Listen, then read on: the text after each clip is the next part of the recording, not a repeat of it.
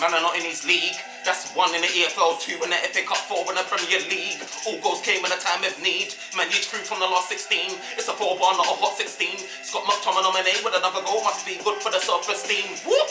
Man are not in his league. That's 1 in the EFL, 2 in the FA Cup, 4 in the Premier League.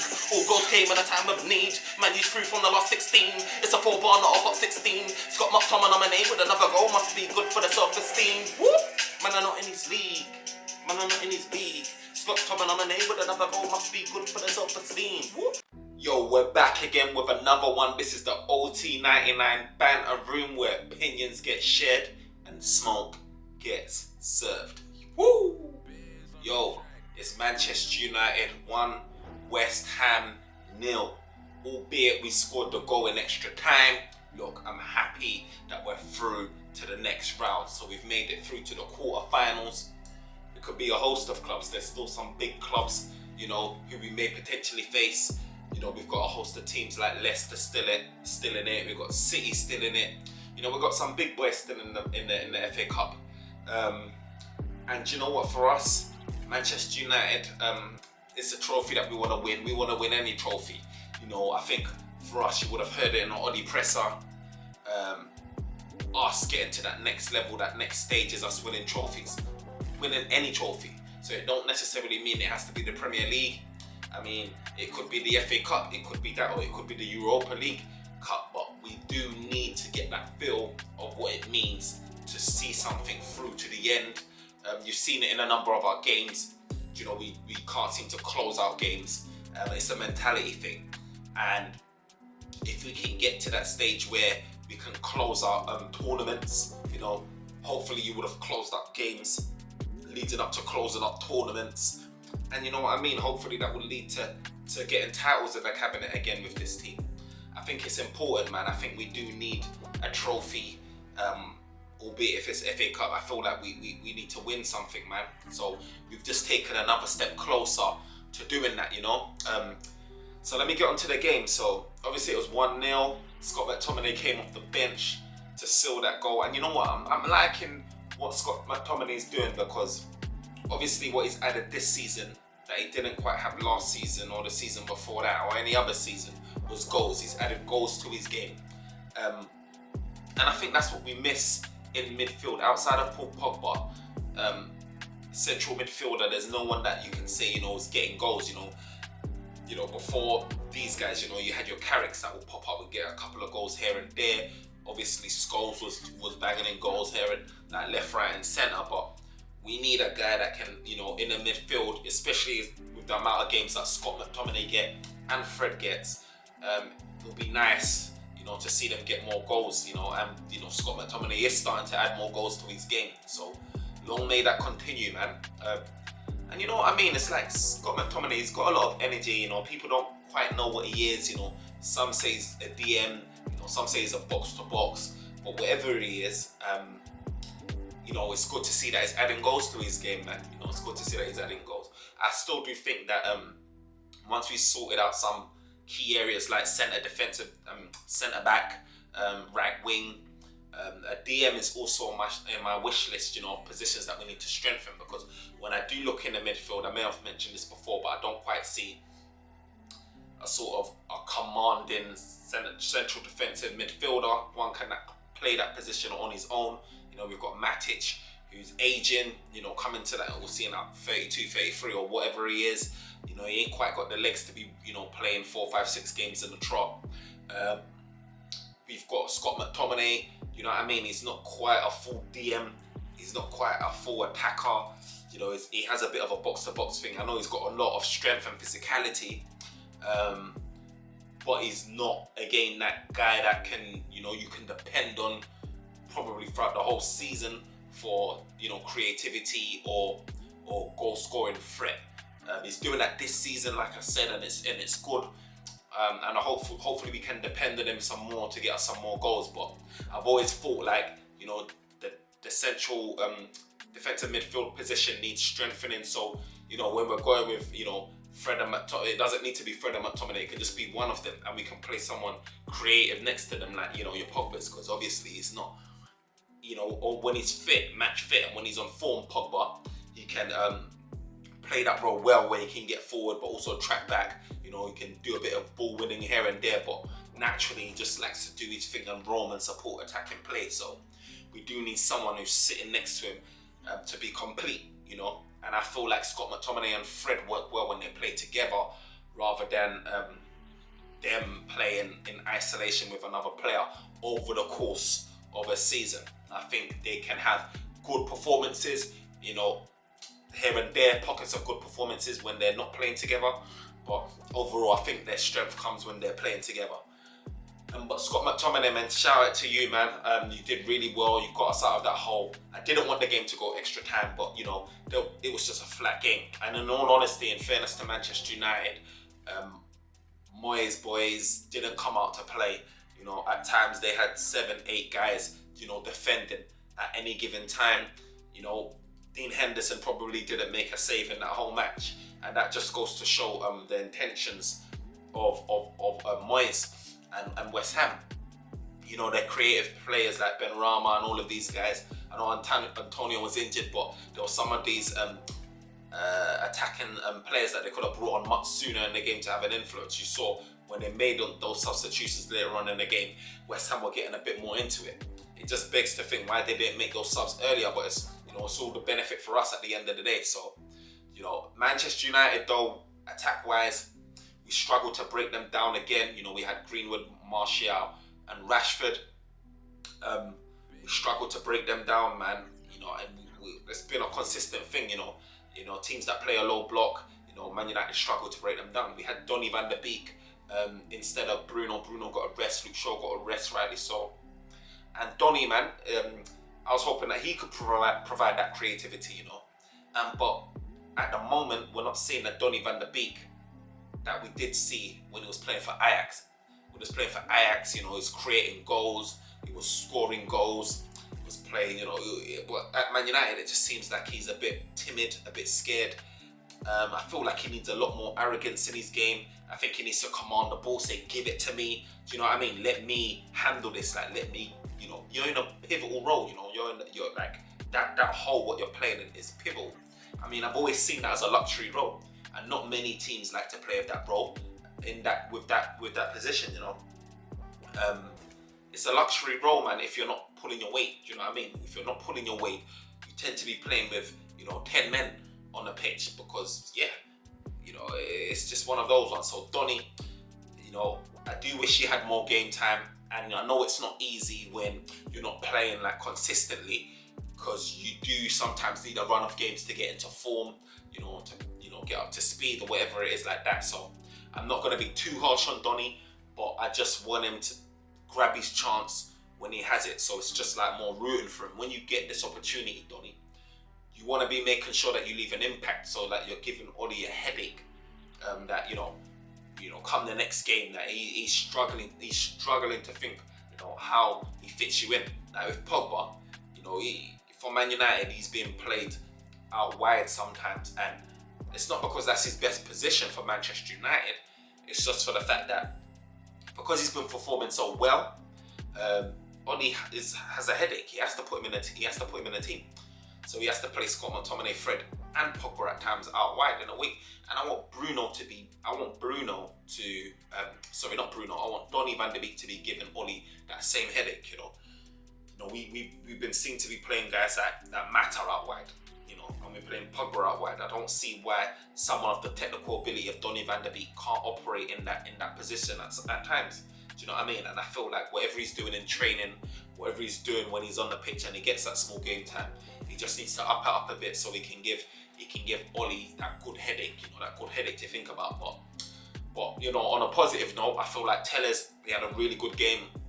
You know, he's another guy that wasn't quite, you know, shining at times. You know, he came United, he had a good start, and then he kind of settled down a little bit. Luke Shaw ran off with that position and made it his own. But today I saw sparks of Telles, what he can do. You know, he was attacking, bombing up that wing, whipping in crosses, and it's more of what we want to see from Telles, you know. We want him to keep Shaw on his toes. The last thing you want to do is let Shaw get too comfortable, you know. Shaw's playing the best football he's ever played in a United shirt, and, you know, hopefully he can stay fit so we can continue to see more of this. But Bruno Fernandes also needs to be there, pressuring him for that position as well, making sure that he keeps churning out performances like he did today. So that's another positive for Manchester United. Another one is that Diallo's getting closer, man. We saw him on the bench. I know he had no part in the game today, but it's just another step closer, if you follow United under 23s, you would have saw that Shaw Tyre has been promoted to be training with the first team squad. Diallo as well has been promoted to be training with the first team squad, in the under 23s as well. But a bit sidetracked, but I'll go into it since I'm talking about these guys. We've got Hugo, I think he's a striker, he's been performing really well in the under 23s, as well as Hannibal Mebry. He's been performing really well as well. He's one to look out for. But yeah, they're knocking on the door, man. So hopefully in the next couple of seasons you'll start seeing introductions of these guys, man. Guys like Greenwood is testament, and Rashford is testament to and gives these guys hope, that they can break through into the first team. You've seen it with Williams today, Brandon Williams getting another start again. So there's hope, hopefully that's a bit of motivation for the youngsters to keep pushing on and keep trying, and understanding that you have got a future playing for Manchester United, and you don't necessarily need to go abroad to Dortmund or whoever to break through. You can actually do it at Man United. So it's good to see that. But yeah, I was glad to see Diallo on the bench. So he's one step closer, man. It's unfortunate because I feel like if we were up in this game, comfortable, maybe 3-0 or whatever, Diallo may have got an introduction. But as it was in a balance, and United it's not like we were getting peppered in our goal, but it's just like how United is. And it could be a set piece or a mistake by one of the defenders, which gives away a goal. I was worried about the set pieces and things along those lines that could potentially nick it for West Ham the longer the game went on. But you know what? In all fairness to our defence, we controlled the game. Maguire did well. He had a lapse of concentration here and there, but overall the defence did well. Do you know what I mean? So I ain't got too many complaints about that. Bruno came on the pitch, instant change with, not instant, but shall I say we were a lot more fluid when Bruno came on with Cavani, and who else came on? Luke Shaw. I think the substitutions overall were needed. I think Matic was tired. There was one time where, West Ham were on a counter and I saw Matic running back. I thought, you are running so slow, bro. Like, there was no way he was even interested in trying to, get back. And I just thought, yeah, you need to come off. So Oli made the right decision and brought on Scott McTominay, and he got the goal. So it's kudos to him, man. I would have liked to see, Tuanzebe get some game time. I still think that Oli's scared, with changing Lindelof and Maguire. I think Bailly was injured, but Tuanzebe was on bench. And this is the FA Cup. So, these guys, if they can't get a game here, then, in the earlier rounds, it's not even quarters, then when are they going to get a game, And I think today was a game where he probably could have played because, like I said, we didn't get pressured, didn't see Henderson. So it's one of them games where he could have got a bit of match fitness, match sharpness, build up his confidence a bit. So that's a bit of a shame with Tuanzebe. But yeah, all in all, man, I think it was, it was a boring game for some people. I didn't find it the most entertaining game, but I think with United, like I said earlier, I think the most important thing is just progression to the next round. That's the only thing that matters for this team. It's the only thing that matters. I think we're in a position where, that whole is playing spectacular football. I think if we were in a position like maybe City, for example, we'll be expecting more, 2-3 goals, spectacular football, fancy football. But United, I think our objective right now, yeah, we want to play fantastic football and fluid football, and we've got the players to do so. I just think the main priority is just getting over that line. Just getting over that line and keep progressing, keep pushing on. Hopefully you can get to a final, and then hopefully you can lift up the trophy at the end of the day. But we push on, man. We got West Brom in the Premier League next. It was sad, I didn't get to, I don't know if I vented enough against the Everton. It's still burning, we gave away that game, we dropped the points, we threw it away, we bottled it, but do you know what I mean? We just have to push on. We've got West Brom next in the Premier League. We've got a fit squad, mainly barring Pogba. hopefully we can go on and get points off West Brom. You know, they're not the most threatening team, but at the same time, you know, Sheffield United, bottom of the league, beat us. So, you know, you can't never take these teams lightly, you know, especially teams that's battling for relegation. So we've got to always bring our A game, Manchester United, because these teams always seem to want to bring their A game against us. But yeah, hopefully we can get the 3 points, man, and keep pushing on, and hopefully City slip. Right now, City looks invincible at the moment, man. I mean, they killed Liverpool. It was disastrous, man. Alisson, I know there would have been some stern words of Klopp when, you know, he had flashbacks of, who was it, Mignolet, or what was that goalkeeper that cost you, like, what was it, Champions League or whatever it is like that. I can't remember who it was, but yeah, I think I'm sure like Klopp had some nightmares or flashbacks going back to that when Alisson was making those mistakes. But you know what? Overall, Alisson's a solid keeper at the end of the day. So you know these things happen, but they've got their, you know, they're gonna bounce back, pick themselves up. But you know, I was just hoping that they could have got something against City, because now City could potentially now, with their 2 games in hand, go 8 points clear. And once they've got that gap, it's going to be very, very tough, you know, closing them down and making it, you know, competitive to the end of the season, which is what I was hoping to see. But, you know, United finishing 2nd or 3rd, you know what I mean, it's probably looking more realistic now. Certainly finishing in the Champions League. So let's hope it. Hopefully we can have a strong finish, man. Hopefully, you know, we can see the introduction of the new boy, Diallo, and hopefully he makes Oli consider, you know, what he does in the summer transfer window, you know, because if Diallo comes and has a storming season, Oli might start to think, do I really want to split 100 million, 90 million, 80 million on Sancho, or, you know, should I be focusing on getting a centre back? You know, we've heard today reports come out, you know, with Upamecano, that, you know, United hasn't got any chance of signing him, basically. Reporters are saying that, you know, in Germany, that, you know, it's out of Liverpool, Bayern Munich being number 1, and Chelsea. So we're out of that race. And to be fair, I know Upamecano is good. He's had some good performances, but he's not one at the moment. I could be wrong. That I feel like we need. We definitely need a centre back, but it's just not one that I'll be fully convinced that he can be the commanding leader at the back that we need. I think he's a good talent, but I feel like we need some. I feel like he gets carried away at times. You know, halfway up the pitch, you find him, you know, trying to be like the saviour. He has a good first half a lot of the time, from what I've seen anyway. Second half, so you know. For me, my number 1 would be Jules Kounde, who plays for Sevilla. You know, we've been linked with Konate as well. So there's other centre backs out there, other than Upamecano.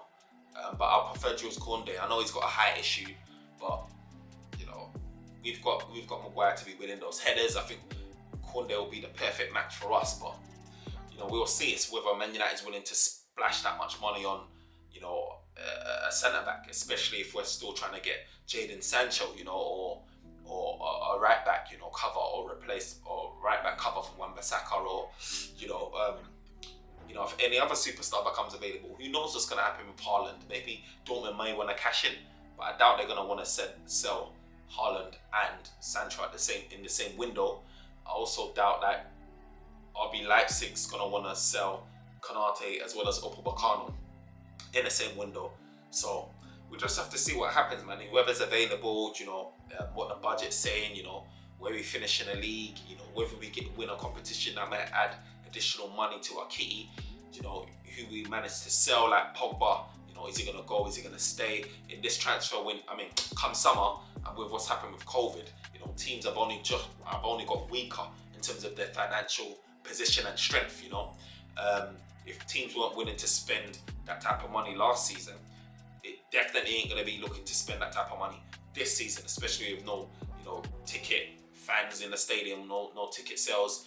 So, you know what I mean? I feel like we're going to again see another season where there's a lot of loans in another transfer window, where you're going to see a lot of loans, and reduced fees. You know, with Dortmund, you know, they're in deficit of about 60 odd million, I hear. So I hear it's a priority for them to sell Sancho. He's depreciating. He's picked up his form now again, but you know, he's not as, you know, I think the right time for Dortmund to have sold him was last season, but I hear that they really want to sell him this season anyway. So we'll see. Like, it could be Manchester United, it could be, who knows where he could land. But you know, I would love to see that competition between Sancho, Diallo. You know, Greenwood go more central midfield. You know, getting ready for when Cavani finally exits. Yeah, and that's how I like to go. That's how I like to see it. But you know, we push on. You know, we push on. Yeah, OT99 Banter Room. Like, comment, and subscribe if you want to see more smoke get served. You understand?